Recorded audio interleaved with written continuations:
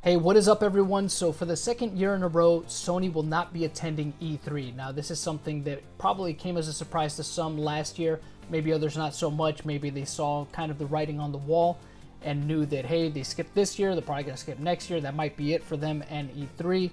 There's a lot of speculation, but I saw these two articles today online, one from GameSpot and one from their sister site CNET, where they both have these differing views on why it might be a good idea and a bad idea, with GameSpot kind of taking the position that they think that it's a good idea that Sony is skipping E3, and CNET kind of taking the position that they don't think it's a good idea.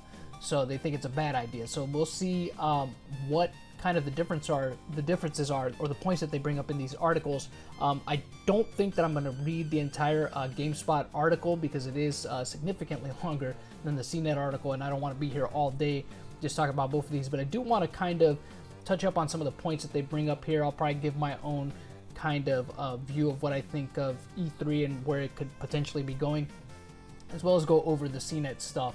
So I'll go ahead and link both of these articles in the description below if you guys want to go ahead and take a look at them for yourselves and just give them a whole read over. But let's go ahead and get started here on the GameSpot article. So Sony is backing away from E3. For the second year in a row, PlayStation is skipping E3. The announcement might have come as a shock to some, given that 2020 is the year of the PlayStation 5. But Sony has good reason to abandon E3 again this year. The show just doesn't make sense for PlayStation right now. The company is, by all signs, better suited to break from the pack and hold its own events. By bypassing E3 this year, Sony does not have to share the limelight with Microsoft, and that works out well for both companies during this all-important year. So let's go down here. There are numerous elements at play here. We've analyzed the key news and announcements to try to make sense of it all. Why is Sony bowing out? A Sony spokesperson confirmed that the company conducted a thorough evaluation and ultimately decided to skip the show because it didn't align with its own ambitions.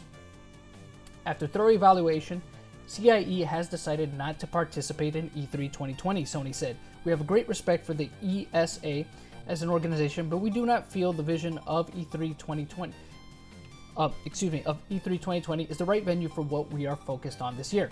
Sony won't be at E3 this year, but the company said it plans to take part in hundreds of consumer events across the world to promote the PS4 and PS5 games. The full details of the plan remain to be seen, but you can expect more details to populate in due course.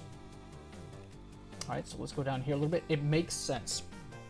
Sony removing itself from E3 again this year might seem shocking at first glance, given the company's overall history with E3, but it's not all that surprising of a decision. The show's profile and popularity is generally understood to be diminishing. E3 remains a major event on the calendar, but for a heavy hitter like Sony, the event is becoming increasingly irrelevant, and the decision to abandon the show for 2 years in a row is clear evidence of that. The appeal of E3, at least during a time, was that it provided huge mainstream media attention. That may still be true for some companies and developers, but Sony does not necessarily need to be at E3. Like Nintendo, Sony is in the enviable position of being able to generate a huge amount of attention from mainstream media and fans alike from holding their own event. So this is something I want to touch up upon real quick that they mention here, and I think it's a very solid point of them to make. I guess a good comparison would be if we look back, I don't know, maybe this is or isn't a good comparison, but I think you'll kind of get the idea. Look at back in the 80s, right?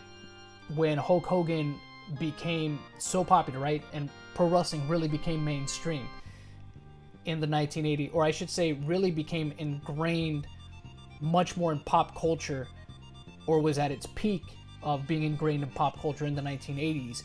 And you had a guy in Hulk Hogan who really became bigger than professional wrestling at that particular point in time. I say that because when people would hear the name Hulk Hogan, they knew that he was a professional wrestler, even if they had never seen professional wrestling a day in their life. They would probably hear the name and say, oh yeah, that's that thing that guy Hulk Hogan does, right? I've heard of him. So I think that's kind of the same here with Sony, right? They're much bigger. Sony's profile is much bigger than E3 as a show itself. They're more of a household name. Obviously, as hard as this might be to believe, I'm pretty sure if you ask people, do you know what Sony PlayStation is, over what E3 is, most people will know immediately what Sony PlayStation is.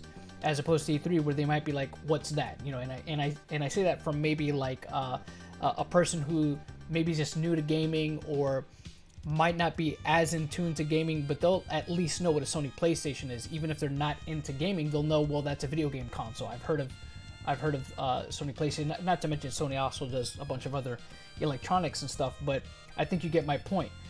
So that kind of makes sense, right? They're at this point where they see E3 and it doesn't really have much more to offer them, and they probably could just do things on their own and just kind of go ahead and break their own news and not have to worry about being on somebody else's platform to do it. So I'll continue on here though a little bit. People had an easier time understanding Sony's absence from E3 2019 because that year the company had relatively fewer high-profile games coming out, and it was also too soon to start talking about the PlayStation 5 in an official capacity. Some have commented that Sony's absence from E3 this year is especially curious given 2020 is the year of the PlayStation 5 and The Last of Us Part 2, but Sony can generate as much or more attention by conducting its own briefing on its own terms whenever it wants. So that's another thing I kind of want to touch up upon real quick here, and it's something that I've heard a lot of people say that I do agree with. A lot of commentators here on YouTube that Sony can pretty much put on their own event and they could kind of go the route of what Nintendo's been doing with their streams, right?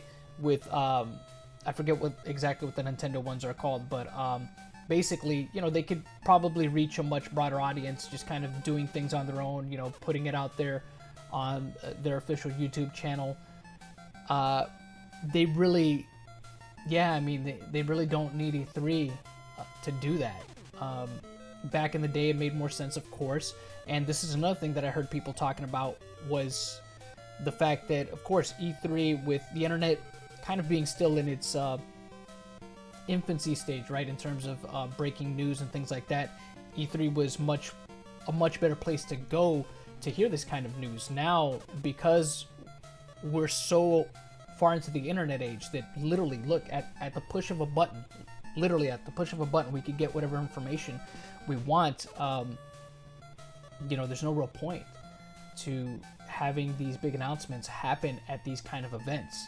But I don't want to get off this article too much here. I'll continue on and give a little bit more of my take as I continue forward here. But separating from the pack gives Sony the opportunity to cut through the noise and blast its signal loudly to more people than it might have otherwise were it confined to E3. Not only that, but the floor space at E3 is not cheap. Yeah, that's another thing too. They probably figure in the long run that they'll save more money by putting on their own events at much smaller venues, and kind of being able to control the narrative, right? So we'll go ahead and continue on here. So this move saves Sony some scratch during a year where budgets are likely tight already with the ramp up to release for the PlayStation 5. For the PlayStation 4 reveal in February 2013, Sony rented out the ritzy Hammerstein Ballroom in New York City for a multi-day event that led to international news attention for weeks. While not confirmed, you could expect Sony to do something similar for the PlayStation 5 reveal, creating an event that's dedicated to the system and what's coming next for the PlayStation brand. The PS5 logo reveal at CES 2020 was a start, but Sony is surely planning something much bigger and brighter to showcase the PS5's most exciting new features. Sony is not alone. Sony isn't the first company to take this approach. Nintendo stopped conducting live in-person E3 keynote speeches years ago, instead opting to hold pre-recorded Nintendo Direct, can't believe I forgot that, Nintendo Direct briefings. Nintendo still holds a Nintendo Direct during E3, but the company has also padded out the Direct schedule with briefings throughout the year focused on different areas of its business, which I think is a very smart move on Nintendo's part. The company successfully dominates the news cycle with this approach, and it's not hard to see why Sony would seek to emulate some of that, especially with the PS5 coming up. In fact, Sony has already begun doing this with its own Nintendo Direct style State of Play briefings. Microsoft, too, is expanding and differentiating its announcements events. While Microsoft still does attend E3, and it's expected that will continue in 2020, the company has changed things up in recent years. Microsoft now holds its Xbox events at E3 at the nearby Microsoft Theater instead of the Los Angeles Convention Center itself. Additionally, Xbox recently brought back its XO event, which was held in Mexico in 2018 and London in 2019, both of which featured major news announcements that had space and time to breathe. Microsoft also recently started its Inside Xbox Xbox Remote video briefing, where it's known to make significant reveals. The landscape of major news events for gaming companies is clearly changing, and Sony is smart to create its own dedicated events for its portfolio of products. Okay. A window of opportunity for Xbox at E3 2020, with Sony bowing out of E3 that leaves room for the opportunity for Microsoft to dominate the news cycle in a very important year for the Xbox brand. The next generation Xbox Series X releases this holiday with Halo Infinite as a launch title. Even if Sony does not come out with some major news about PlayStation 5 and its games ahead of E3, Microsoft has the chance at E3 this year to demonstrate the power and appeal of this new console and the wider Xbox ecosystem, without Sony getting a rebuttal just hours later. A report from Video Games Chronicles cites unnamed sources who said Microsoft has been planning for its E3 2020 briefing with the understanding that Sony wouldn't be there. Microsoft is said to be scaling up its plans for the show to take advantage of Sony's absence. I mean, why wouldn't they, right? I would think anybody else who's in direct competition with Sony would do the same. So, the Xbox One got off to a terrible start in 2013 with poor and confusing messaging related to the Xbox One and its digital practices and policies.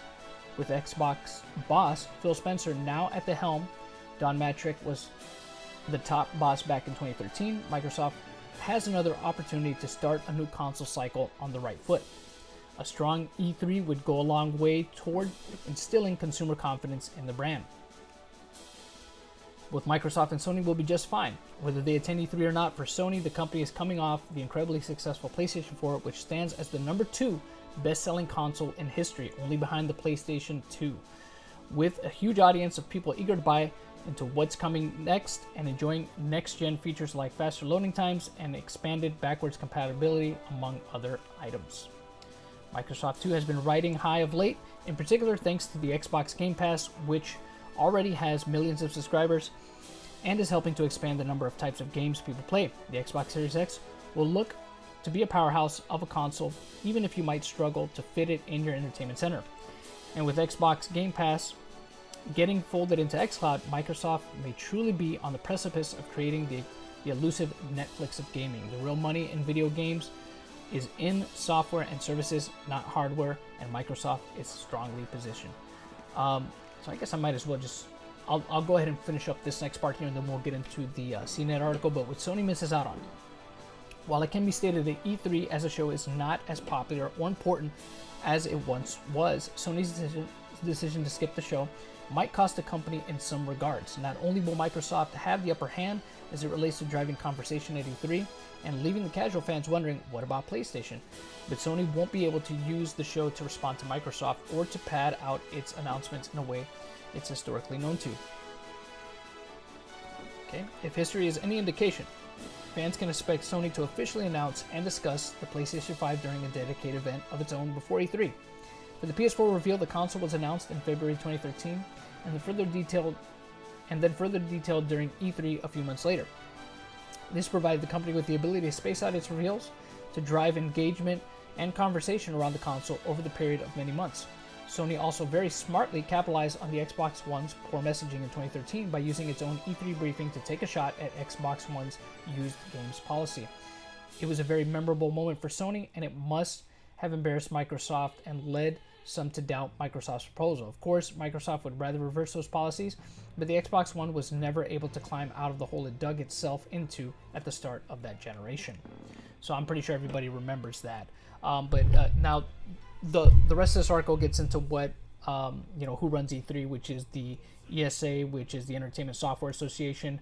Gets into a little bit of that, but I don't want to speak too much more else on that. I think it's pretty clear the points that they bring up in this article. Now I want to go ahead and get into the CNET article, where they kind of counter, well, I won't say so much as counter, but they kind of give their take on why they don't think it's a good idea. So this is from CNET.